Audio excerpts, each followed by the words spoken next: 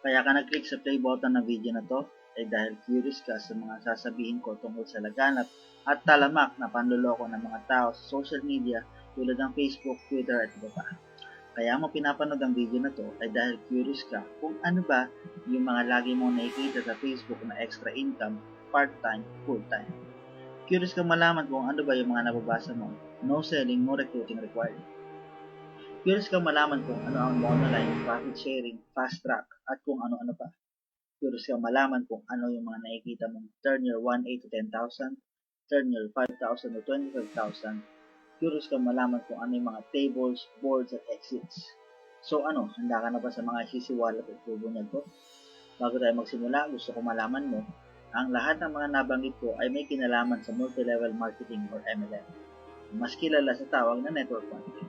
Dito sa Pilipinas, meron tayong 5 general types ng compensation plan ng mga network marketing companies. Simulan natin sa stair-step plan.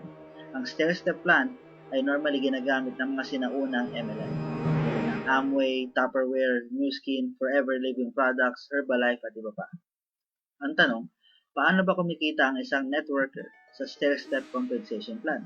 Ganito, bawat step sa ganitong compensation plan ay may corresponding na percentage discount.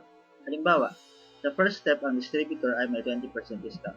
Pero syempre, likas sa tao na gusto ng mas malaking discount. Dahil pag mas malaki ang discount, mas malaki ang kita. Kaya ang goal ng distributor ay marating ang pinakamataas na level ng ladder para ma-maximize ang kita sa discount. Pero para umangat ka sa stair-step program, kailangan mo ma-hit ang certain quota. So ganito ang nangyayari. For example, this is Anna, isang distributor sa Octagon Company. At dahil bago pa lang siya, nasa pinakamababang level pa lang ang discount niya. Tulad ng mga nauna sa kanya, gusto niya din tumaas ang discount niya sa company. Kaya ang gagawin niya ay ganito.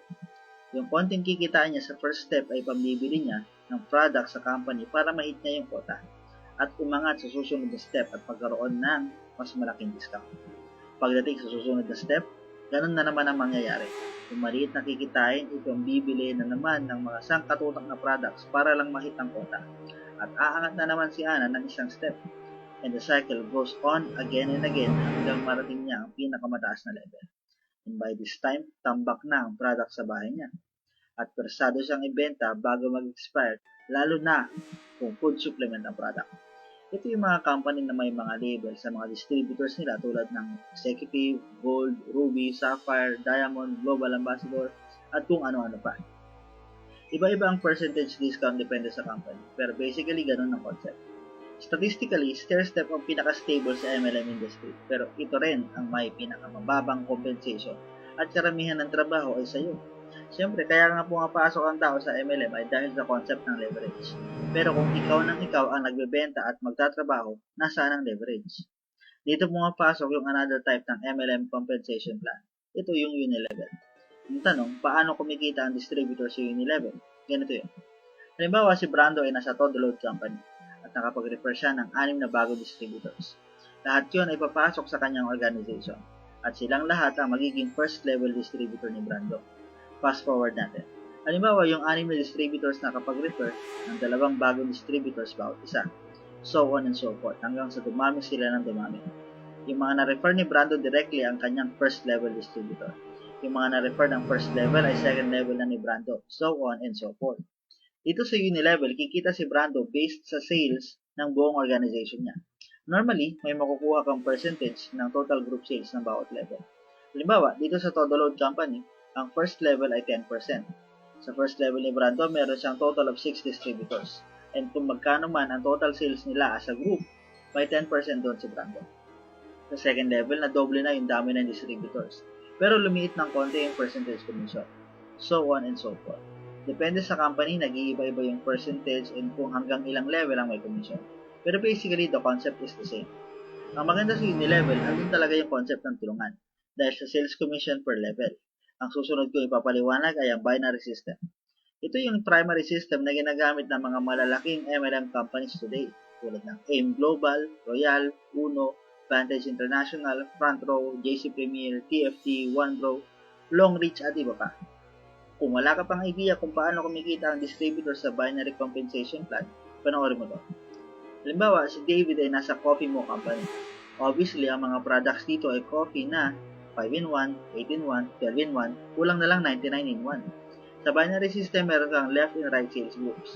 Kikita si David for every product package na mabibenta niya sa mga bagong distributors na magmamatch between his left and right sales groups. Let's say nakabenta si David ng dalawang product packages at pinwesto niya bawat isa sa left and right niya. For every match, kikita si David ng 1,500 pesos. Ang match ay nangyayari every time na may product package na nabebenta sa left na may katapat sa right sales group. Sa scenario ni David, yung product package ng distributor A ay nag-match sa product package ng distributor 1. Nakakakuha si David ng 1,500 pesos. Halimbawa, si distributor A naman ay nakapagbenta sa mga bagong distributors ng mga product packages. Tulad ni David, nilagay niya din sa left and right sales groups niya. Tulad ni David, kumita din si distributor A ng 1,500 pesos. Paano naman kung si distributor 1 ay isa lang ang nabentang product package? Tapos si distributor 2, isa lang din ang nabentang product package. Kikita pa rin ba si David? Ang sagot, oo. Si B ay magmamatch kay 2, si C ay magmamatch kay 3. Ibig sabihin, may dagdag na 3,000 pesos na kita si David, kahit hindi na siya ang nagbenta ng product package. Ang sales match bonus ay nag-iiba-iba depende sa company, pero basically ganun din ang concept. Ang mga nabanggit kong marketing or compensation plans ang mga legal, moral, at ethical na paraan ng pagkita. Pero ngayon nagsulputan at naglipanan ng mga illegal, immoral, at unethical na MLM companies. Ito yung mga kumpanyang ang ginagamit ay network marketing para makapanghikayat ng tao at pinapangakuan ng napakalaking kita na hindi nangyayari sa totoong buhay. Ang mga ginagamit nilang compensation plans ay monoline at cost matrix. Kung anong pinagkaiba ng dalawa, ito ipapakita ko. Unahin natin ang monoline. Ang mga monoline companies dito sa Pilipinas ay One Life Incorporation, HPI, Clickmart, Forward Direct Sales, One Dream Global, Flag Prosperity, NBO, at marami pa iba. Para maintindihan natin kung paano kumikita ang kumpanya at ang investor sa monoline companies, panoorin mo mabuti ito. Kwento ko sa iyo nangyari kay Jojo na sumali at nag-invest sa One Hyper Forward Company. Pinangakuan siya ng nagpasali sa kanya at ng kumpanya na tutubo ng 30% ang i-invest niyang pera within 21 days or 3 weeks. Biruin mo, 30% in 21 days? Daig pa bangko sa tubo. Ito na yung mga sinasabi nating too good to be true. Tingnan natin kung paano kikita si Jojo sa in-invest niyang pera sa One Hyper Forward. Sabi kay Jojo na nagpasali sa kanya, no selling, no recruitment required daw. At kung mas malaki ang i-invest mo, mas malaki ang kikitain mo. Biruin mo, 3 weeks lang, wala ka nang gagawin kundi maghintay.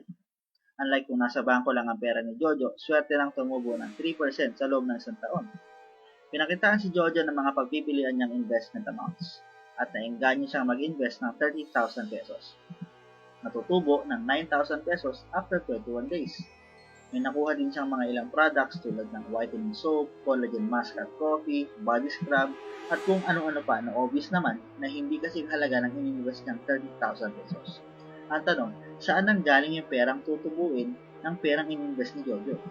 Sabi ng One Hyper Forward Company, ini-invest daw ito ng kumpanya sa iba pa nilang negosyo tulad ng construction, farm, fast food franchise, drugstore, mining at kung ano-ano pa na hindi ka panipaniwala. At yung tinutubo, yun yung ibinibigay nila sa mga investors. Kung ganun pala, investment company dapat ang i-register ng One Hyper Forward Company sa SEC at hindi Beauty and Wellness Distribution Company. So dito palang kaduda-duda na. Ibig sabihin dapat mas mataas sa 30% ang kitangin ng investment ng One Hyper Forward sa ibang business para kumita din ang One Hyper Forward as a company. Itinatago din ng mga monoline company sa tawag na profit sharing ang ganitong sistema. Kapag sinabing profit sharing, paghahatian ng lahat ng investors ang kinikita ng company, depende sa investment mo. Pero ano ba talaga totoong nangyayari sa isang monoline o profit sharing company? Ganito. Halimbawa, today sumali si Jojo sa One Hyper Forward Company. Therefore, today is day 0. Fast forward natin, 21 days later. And may nag-invest sa One Hyper Forward Company ng 30,000 pesos a day. Para kumita ang company, kinukuha nila ang 30% ng perang ipinasok ng investor. Ibig sabihin, out of the 30,000 pesos na ipinasok ni Jojo, 9,000 pesos ng that is papasok sa company.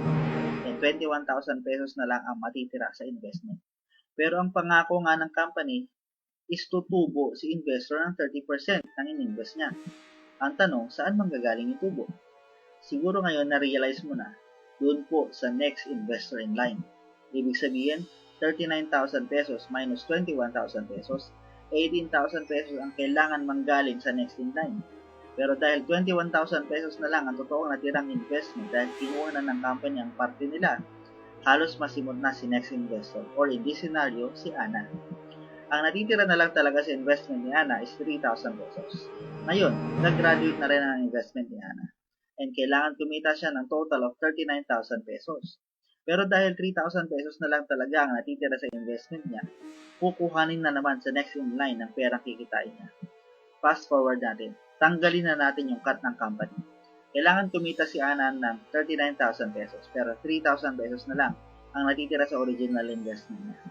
Ang next in line niya naman is 21,000 pesos na lang din ang remaining after the cut. Ibig sabihin, kulang pa din. Kaya kailangan pang kuhanan ng second in line. So, 3,000 pesos plus 21,000 pesos galing kay Brian equals 24,000 pesos. Pero 39,000 pesos dapat ang makuha ni Ana. So, kukuhanin pa ang additional 15,000 pesos galing kay Carlo para mabuo ang 39,000 pesos. By this time, zero na po si Brian. So, obviously, manggagaling kila Carlo, David at Elsa ang perang dapat na makuha ni Brian. So on and so forth. And darating sa point na hindi na kayang bayaran ng company ang mga distributors at doon na dumarating ang punto ng pagsasara ng kumpanya. Tulad na nangyari sa NBO, One Dream Global, Gabay at marami pang iba. Susunod pa, malamang. Yan ang sistema ng monoline of profit sharing o technically high yield investment program. Iba-iba lang ng investment amounts depende sa company pero basically ganun pa rin ang concept. Pero ang nakakabahala, may mas matindi at mas nakakatakot na MLM companies na nagsusulputan ngayon. Ito yung mga nakikita mo sa Facebook na turn your 1,800 to 10,000 pesos plus only 9,000 pesos. Turn your 5,000 to 25,000, turn your 36,500 to 180,000. Ito yung mga nababasa mong exit, table, boards. Actually, hindi na ito bago. It has been existing for the longest time. Pero, ngayon siya sobrang talamak dahil sa social media. Last time itong lumaganap was during the early to mid-2000s. Ang tawag po sa compensation plan na to ay forced matrix or basically, kung i-analyze mo nga buti is plain old pyramiding. Biruin mo, ang perang ipapasok mo, kikita ng more or less 500%. Grabe. Walang sinabi ang monolines. Napakalaki ng balik ng pera at ang kailangan mo lang gawin ay magpasok ng dalawang tao na gusto rin kumita ng ganon. Ang mga kumpanyang gumagamit ng ganitong compensation plan ay M-Goldex or ngayon is Global Intergold, Gold Extreme, Swiss Golden, Success 200, Set 600, Cent 300, Domino Effect at kung ano-ano pa. Ng mga fly-by-night companies at puro may advisory galing sa SEC or Securities and Exchange Commission. Advisories na babala sa mga kumpanyang ito. Kwento ko yung nangyari kay Fred. May nag-invite sa kanya na mag-invest ng pera sa Smell 300. Sabi kay Fred, yung 2,000 pesos daw niya, magiging 11,000 pesos. Tapos, unlimited na 10,000 pesos pa. Siyempre, kahit sino, maiengganyo talaga sa ganitong racket. Ito, ipapaliwanag ko kung paano kikita si Fred ng mahigit 5 times ng ipinasok ng investment at kung paano kumikita ang kumpanya. Normally, walang time frame ang force matrix, unlike sa monoline na may time frame ng graduation. Dito sa force matrix, ang sinusunod lang dito is 1 plus 2 formula. Ibig sabihin, si Fred yung 1 and yung 2 is yung dalawang bagong recruit. Ang makukuha niya na gusto rin kumita at mapagkakitaan ng kumpanya. Let's say today pumasok si Fred sa Smell 300 at required siyang mag-recruit ng dalawa pang maluloko ng company. Kapag nakapag-recruit na siya ng dalawa, aangat na siya sa board or table. By this time, wala na ang burden or pressure kay Fred. Nalipat na ang pressure or burden kila 1 and 2. So, kailangan na naman nila mag-recruit ng tig-dalawa. Pag nakapag-recruit na sina 1 and 2 ng tig-dalawa, aangat na ulit sa table si Fred, pati sina 1 and 2. At ang burden ng pagre-recruit ay nakila 3, 4, 5, and 6 na. Of course, kailangan nila mag-recruit ng tig-dalawa. Let's say na kompleto na ng 3, 4, 5, and 6 ang tig-dalawang recruit nila, aangat ulit sa table si Fred. And dito na yung point na mag-i-exit na si Fred. At yung 2,000 niya, naging 11,000 pesos na. Salamat sa perang binigay ng 14 na taong pumasok sa kanya. Ibig sabihin, 15 na tao kasama si Fred na nagpasok ng tig 2,000 pesos. Makakakuha siya ng 11,000 pesos lang. 30,000 pesos minus 11,000 pesos equals 19,000 pesos. Yung 19,000 pesos na yun, ang kita at bulsa ng kumpanya. Ano, paano kung may isa lang sa 1, 2, 3, 4, 5, and 6 na hindi makumpleto ang dalawang recruit? Obviously, hindi i-exit at hindi kikita si Fred. Sasabihin ng ilan, tulungan dito kahit hindi ka makarecruit. Kikita ka pa rin, isang malaking kalokohan niya. 1 plus 2 nga ang formula, kaya kailangan mag-recruit para magamit yung pera nila na ipambabayad sa'yo. Darating sa puntong dala na ang tao at pag wala nang pumapasok na pera galing sa mga bagong recruit, wala na mag-i-exit, wala nang kikita. Doon na nagsasara ang mga ganitong kumpanya. Paano na yung mga umasa? Mga taong umasa sa pyramiding scam na to. Kung titignan mo, mabuting mabuti, pyramid pa rin ito. Iniba lang itsura para hindi ito obvious. Pero it's all one and the same. Napakaganda ng MLM o network marketing pero dahil sa mga naglipa ng monoline at exit companies, pumapangit at nasisira ang industriya. Bago ka pumasok sa isang MLM company, pag-isipan mo ng mabuti, hindi lang isa, dalawa, tatlo o apat na beses. Mag-research ka tungkol sa may-ari at kumpanya. Hanggat maaari umiwas sa mga monoline, profit sharing at forced matrix na kumpanya. Walang monoline or exit company in existence ang tumagal ng mahigit 5 years. Karamihan nagsasara bago sila mag 2 years. Kung gusto mo talagang pasukin ang industriya ng network marketing or MLM, I strongly suggest na pumili ka ng company na binary, unilevel, stair-step, or hybrid. Ito yung pinagsama-samang binary, unilevel, at stair-step. Ang compensation plan. Ito yung matatatag at matitibay na kumpanya pagdating sa MLM. Iisa lang ang pangalan natin. Pangalagaan natin at huwag natin hayaang masira ng mga illegal, immoral, na money-making schemes na to. This is your MLM Watchdog, signing off.